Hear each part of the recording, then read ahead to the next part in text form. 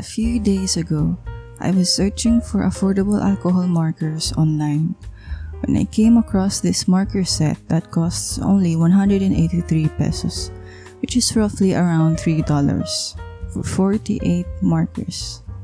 To get a bit of perspective, one Copic marker costs around $5.85, which is almost double the amount. I thought it's most definitely a scam, but that's until I saw the reviews, and they were pretty good, except for a few complaints about some markers being dried up and the limited range of colors. But then again, $3 for 48 markers. Who am I to complain? So I ordered one and it finally arrived. Okay, so first of all, can we acknowledge the fact that it came with a bag? Like, for the price point, you'd think it'll just come with a wonky plastic packaging. But no, it came with a bag. Like, this bag probably costs more than 10 of these markers. So upon opening, the markers seemed pretty okay. No damages on the barrels or anything, and it was exactly 48 as promised. I'd like to swatch these first, so I organized them a little bit by color and shade. And I'll be using ordinary sketchpad paper since I don't have marker paper. So we'll start off with reds. First impression, the marker glides very smoothly on the paper, and the ink isn't really streaky or dry. Although right off the bat, you could tell that two colors look similar. I hope this won't be the case for a lot of these markers. We'll move along with the orange shades. Now the orange shades look pretty vibrant.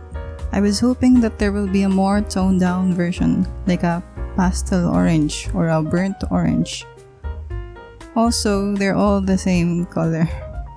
But it's $3, so I don't think I have any right to complain. At least we got orange. Next up, the yellow markers. The yellow ones are pretty nice. The majority of them are warm tones, except for the last one, which is a cool toned yellow. The warm ones could be used as a lighter shade of orange as well, so that's good. Although again, two of the colors look quite similar. Next, the green shades. I absolutely love the first three shades since I usually use warm green colors when I draw foliage. The other three are cool toned ones, which I think is a nice mix. All 6 colors were very distinct as well, so this batch is the best one so far. Moving on to the blues. The blue colors are really nice. They're a bit toned down, which I like, although I wish there could have been a lighter shade of blue. Also, the last one I swatched turned out more purple, even though it said cobalt blue on the label. Next, the purples and pinks. They're nice, although the majority are pretty dark. Adding lighter shades of purple, like lavender or mauve, would have been better. Also, this time, 4 shades look similar to each other. Moving on to the grays, let's start with the cool toned ones. The colors are pretty good, although again, there are colors that have duplicates. But I guess at this point, you could just treat the duplicates as reserves for whenever one of them runs out of ink. Next, the warm toned grays.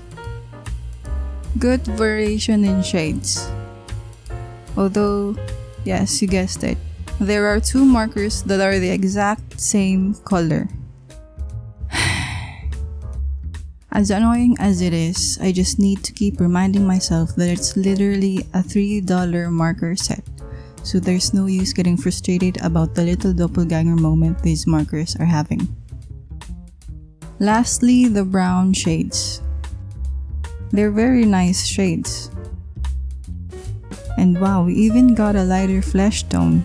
This can come in handy when doing character drawings. Also, I'm not even gonna mention it. You know the drill. So now that we've swatched all the colors, let's try these babies out on a real artwork. We'll be coloring in this doodle artwork I've prepared in advance, and I'll try to use all the different colors as much as possible. Let's start with this pudding in the middle. Let's go and color in the cherry with red, leaving a little white highlight. For the top, I'll be using a light warm brown color.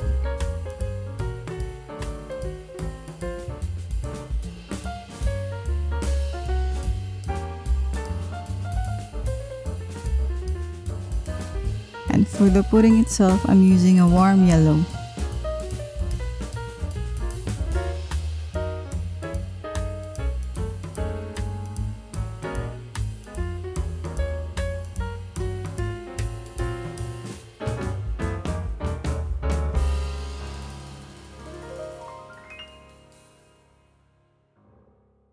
For the syrup at the bottom, I'm using orange.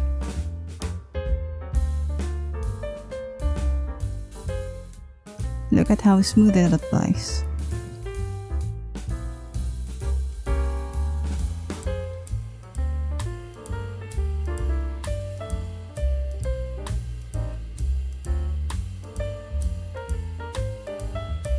And let's color in these piano keys.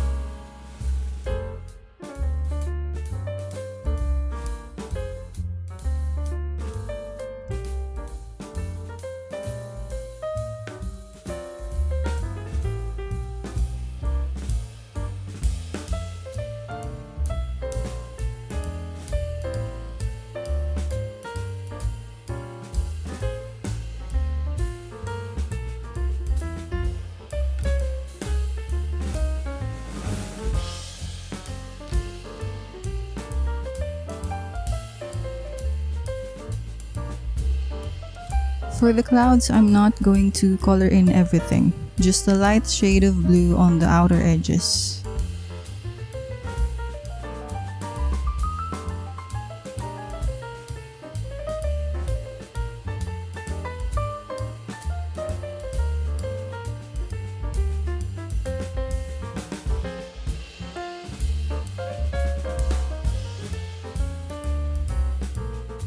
For the rainbow, pretty self-explanatory.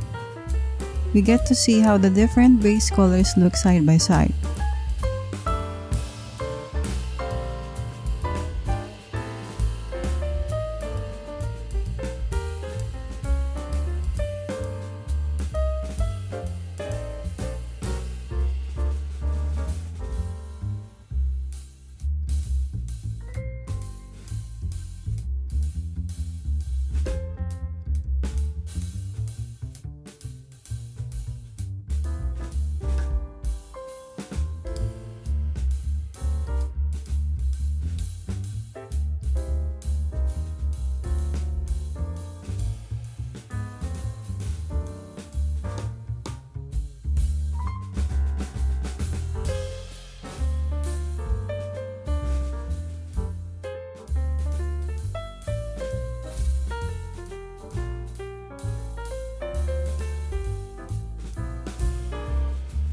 For the mango's leaf, I'm using this dark olive green color, which is my favorite shade to use when it comes to greenery.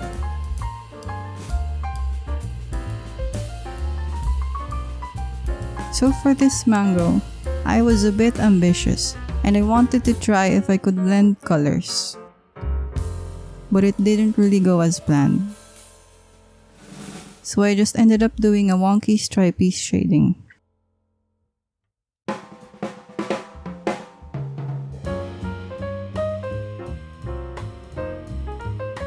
Using the broad tip helps in making uneven coloring, but you'll need practice to avoid coloring beyond the lines. For this creature with an antenna, I tried to go as quick as possible to avoid it being too streaky.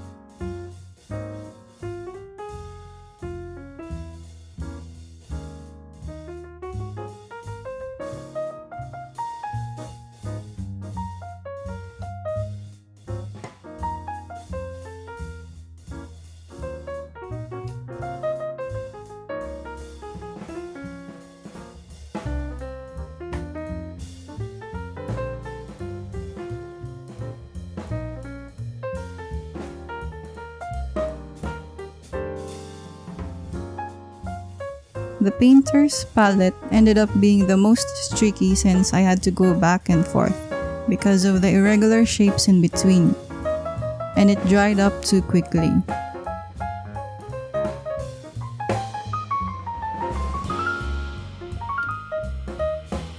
So from here, I'll stop talking, and I hope watching me color relaxes you as much as it relaxes me.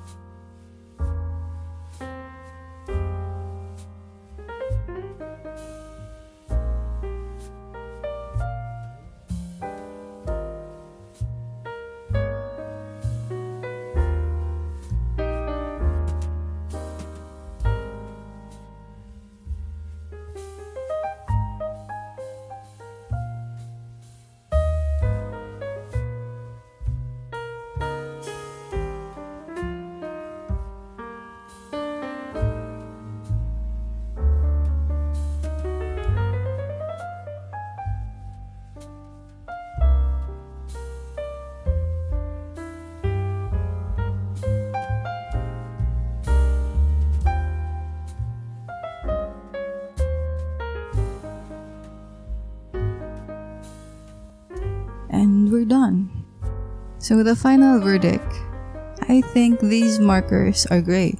They might not be blendable unlike other better quality markers, and it can be a bit tricky at times. But with a little practice and a few techniques, I think it can definitely be used to make some cool art. So thank you so much for watching until the end. Please don't forget to leave a comment, like the video, and to subscribe. And I hope to see you again next time.